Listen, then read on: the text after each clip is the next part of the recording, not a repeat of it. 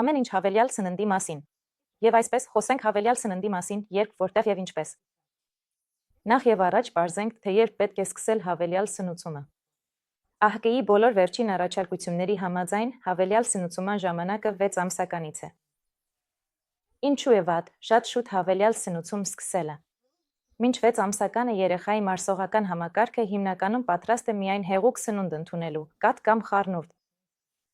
Նույնպես այս տարիքում դեռ պահպանվում է լեզվի դուրս մղող ռեֆլեքսը, ինչը կարող է դժվարացնել հավելյալ սննդի ներմուծման սկիզբը։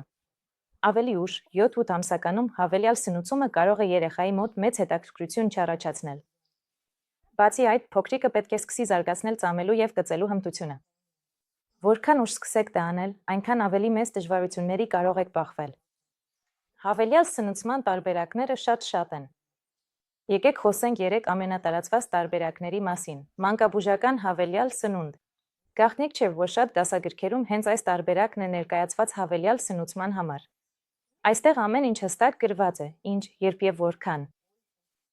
Մենք գործ ունենք հավելյալ սնուցման աղյուսակի հետ, որտեղ նշված է երեխայի տարիքը եւ տվյալ ապրանքի գրամով քանակը։ Ամեն ինչ կարծես լավ է ընթանում, կա հստակ ծրագիր, հետևում ես դրան եւ ոչինչ մտածելու կարիք չկա, սակայն կան նաեւ բացասական կողմեր։ Աղյուսակի համաձայն պետք է արագորեն մեծացնենք նոր մթերքի քանակը, ինչը նվազեցնում է կրծքի կաթի կամ խառնուրդի ծավալը փոքր չափաբաժիններով։ Այս հավելյալ սնուցման տարբերակով երեխան բավականին ուշ է անցնում ընդհանուր սննդի 8-10 ամսականից հետո։ Չեն հաշվի առնվում նաեւ երեխայի ցանկությունները։ Ամենից հաճախ նրանք երակրում են ընդհանուր սեղանից առանձին եւ երեխան պարզապես չի տեսնում, թե ինչ են ուտում մեծահասակները։ Կրթական հավելյալ սնունդ։ Այս տեսակի հավելյալ սնունդը վերջերս բավականին տարածված է դարձել։ Շատ հարմար է այն մայրերի համար, ովքեր չեն ցանկանում ծանրաբեռնվել եւ ընտանիքի տարբեր անդամների համար առանձին սնունդ պատրաստել, ի տարբերություն մանկաբուժական մեթոդի։ Այստեղ երեխային աստիճանաբար չեն ավելացնում մթերքի նոր խմբեր ֆյուսի տեսքով, այլ անմիջապես առաջարկում են ընդհանուր սեղանից սնունդ, թույլ տալով, որ նա ինքնուրույն ձեռքով վերցնի եւ բերանը դնի սննդի կտորները։ Որոնք են դրական կողմերը։ Երեխան ուտում է այն, ինչ ուտում են ծնողները։ Բավականին արագ երեխայի սննդակարգում հայտնվում են կտորավոր ուտելիքներ։ Երեխան ծանոթանում է սննդի մեծ բազմազանության եւ տվյալ ընտանիքի սննդի ընդունման ավանդույթների հետ։ Երեխան դառնում է ավելի ինքնուրույն։ Նա նաեւ կարող է ինքնուրույն որոշել, թե ինչ եւ որքան ուտի։ Որոնք են բացասական կողմերը։ Հավելյալ սննդի ծավալը հաճախ շատ դանդաղ է ավելանում։ Երեխաները երկար ժամանակ մնում են միկրոդոզաներում եւ սննդի նկատմամբ հետաքրքրությունը կարող է արագ մարել։ Ծնողները պետք է վերանայեն բոլորի համար ուտելիքի պատրաստման տարբերակները, հանելով համեմունքները տապակածը, կծուն եւ շատ լուրջ հետևեն սննդի ընդունման անվտանգությանը։ Բարձր է ռիսկը ելկաթի եւ էներգիայի պակասի, ինչպես նաեւ ուտելու ժամանակ սեղմվելու։ Բնական հավելյալ սնունդ։ Այս տեսակի հավելյալ սնունդը տարբերվում է վերը նշվածներից նրանով, որ երեխային կերակրում են ընդհանուր սեղանի շուրջ, միաժամանակ սովորեցնելով բոլոր ընտանեկան ավանդույթներն ու նախասիրությունները։ Փոքրիկը ստանում է այնպիսի ուտելիք, որը կարող է լինել մոր ափսեի մեջ կամ կարող է հատուկ իր համար պատրաստված լինել։ Բայց երեխան ունի ընտրության հնարավորություն։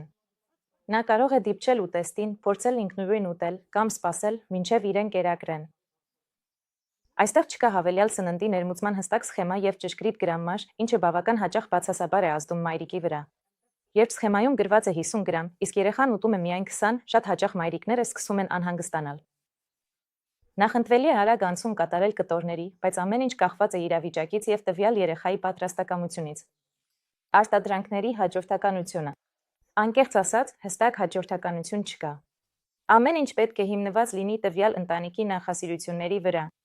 Կան որոշակի արտադրանքների խմբեր, որոնց հետ մենք ցանկանում ենք ծանոթացնել երեխային։ Դրանք են հացահատիկայինները, բանջարեղենը, մրգերը, միսը, թռչնամիսը, կատնային եւ թթվակատնային արտադրանքները։ Ընդունված է համարել, որ լրացուցիչ սնունդը սկսում են շիլաներից կամ բանջարեղենից։ Կարելի է գնալ այդ ճանապարհով, իսկ կարելի է որպես առաջին մթերք առաջարկել, օրինակ ավոկադո կամ նույնիսկ մանգո, եթե այդ մթերքները հաճախ են ձեր սննդակարգում։